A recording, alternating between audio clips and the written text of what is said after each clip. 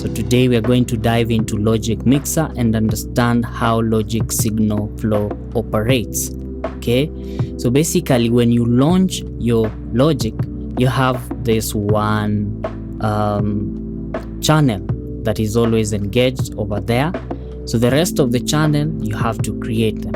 And we learned before, you have these two main mini mixer channels over here, where you have your stereo out and the insert itself. So let's say, for example, this is a piano. If I want to engage the mixer, is command number 2. You get this mixer. But as you can see, the mixer has 3 channels. You have the piano that I've created, you have the stereo out, and the master.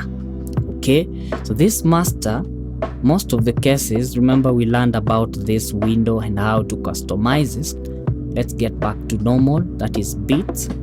You have a channel over here, this guy.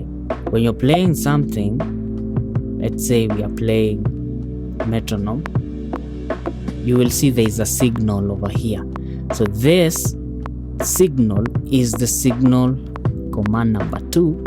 It's the master over here. So if I reduce this guy, this reduces everything. So you don't want to mess around with this volume, you just leave it as it is. Then you have your stereo fader. Again, I recommend you don't need to worry about that fader, you leave it at 0. Everything else now you can control it. So in Logic, all the channels are mapped to the mixer automatically as you create them. So let's say if I create 5 channels, enter. Now before the mixer I had only 1 channel, command number 2, now you see there are 5. Okay, so we said don't worry about stereo, don't worry about master. The rest of the channels is what we are concerned with. Right, now onto the features of the channels. You have your setting over here. Let's say when you want to either bypass all the plugins, you want to save the preset, you want to load up a preset, let's say like this one on bass. If I load up that, it will automatically give me a template. Okay, if you want to load up a template for at least a bass. Okay, if I want to load this setting, if I want to click on it and go to, maybe I want an acoustic guitar, I'll load up an acoustic guitar, then automatically that guitar is mapped to that channel. Okay, so this one, the setting is the first thing you encounter. Next is your gain reduction. Okay, let me engage some loops from here so that we can learn it. So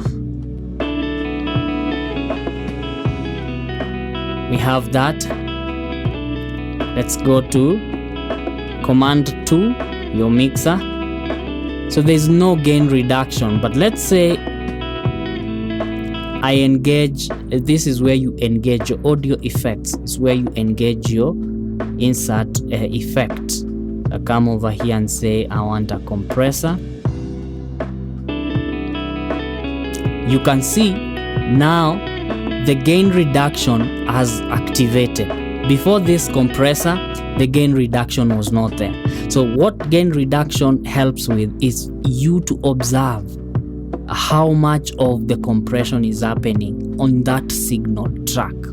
Next, we have your equalizer. When you click on it, it loads up the EQ automatically. So setting, we've learned about that. We've learned about gain reduction, the EQ window. Now we go to MIDI effect. And MIDI, you only apply it on MIDI instrument. So let's say, for example, this piano, I've played some chords. So let's say we have this piano that I've recorded. We want to explore the MIDI effects. So if I click on it, you can see there is arpeggiator, chord trigger, modifier, modulation, and what have you. Let me use a arpeggiator for starters. So it changes the movement of the piano, and I can change the pattern. I can change the variation, octave range. Okay, so there's so many effects, and we will learn more about this later. So basically, this MIDI effects is where you engage different MIDI triggers to modify your MIDI signals. Okay, without this MIDI, it was just a block code kind of thing, but the MIDI, you can mess around with it, and we'll learn more about that later. Next is the input. So the input is where the signal is coming from. You can have the instrument, software instrument signal, or you can have the audio signal. For example, in this case, you have the software instrument, which is the piano. At the end of the day, the input will be engaged over here. So the audio channel, this guy, will be different because now we'll have an input coming from your microphone. Okay, so this in will come from your microphone, or you can even change it to a bass. At the end of the day, you can change this to a bass.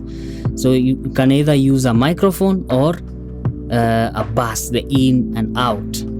Next, you have your audio effects slot, where you engage your inputs for the effects. Let's say the compressors, the equalizers, and what have you. Then next from there, you have your bass send. So let's say, for example, this is auxiliary. We want to send it to bass 1. So the slots will be created automatically depending on the number of sends you've created.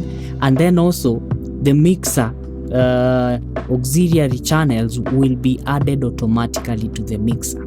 You can see the input depends on if it's number 1, 2, 3, or the MIDI. So basically, you have your setting, your EQ, MIDI effects, your input, your audio effects, your sends, and the output. So output is where the signal is going. So you click on it, you can decide let it go to a bass or let it go to an out. So let's say we can group things together. For example, if I want all these guys, click this, shift click. So I've selected all the channels, then click over here, bass, send them to number 5. So number 5 has been created, and then now all the signals are going to number 5. So you can see the output is number 5, or rather normally the output would be stereo out, which is the normal out. So that's how you route them. The next one is your fader. No, before we go to fader, you have the groups over here when you group tracks together. Then you have the automation, on and off, touch, latch, and write, and we will learn more about automation later. Then you have the panning, either taking the signal to the left speaker or right speaker. Then you have your fader, okay, the volume level. Let's say, for example, this one, you can either boost, you can take it left and right, that's panning. Again, you can also double click on it and decide you want 45, say minus, or plus. Shift plus 45, plus is going to the right, minus is going to the left, or double click 0, enter, it goes back to normal. So basically the signal flows from the in into your audio effects. Then when you reach the send or the auxiliary sends, you send some signal somewhere else, whereby, for example, in this case, you have number 1, and then number 1, I can double click down here and rename this as reverb, enter, and then let's say reverb, just put some default reverb. Then let me send the piano. That's where we have the signal, bass, send to reverb. When you rename it, you can see the name changes.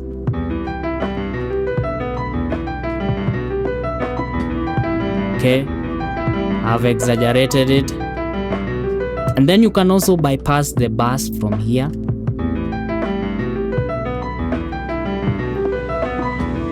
Okay, So that's how you send. So some signal is going to the reverb bus.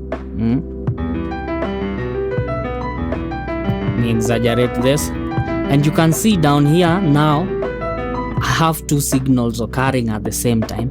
So this out is going to the main out, and then again the reverb out also is going to the main out. So they all come together to the master.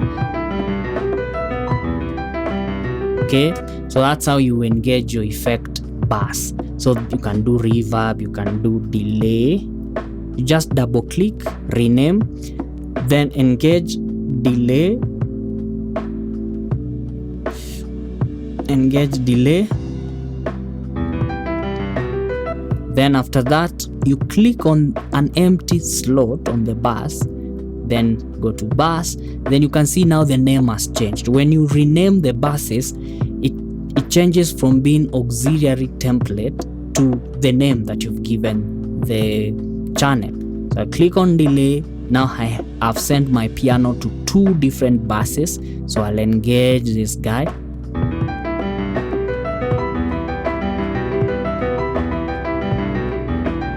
Okay, so I've created, there's a delay over there and there's a reverb. So let me bypass both. You can bypass them from here using this knob.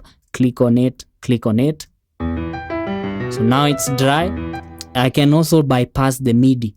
Remember our piano was like this. It was just a blank chord. Now the MIDI effect made this. Then we engage the reverb and we engage the delay. Okay. Then the fader. So at the end of the day, when you understand how to use the mixer, you organize your things professionally, and there's a lot you can do with just these moves here and there on the channel stream.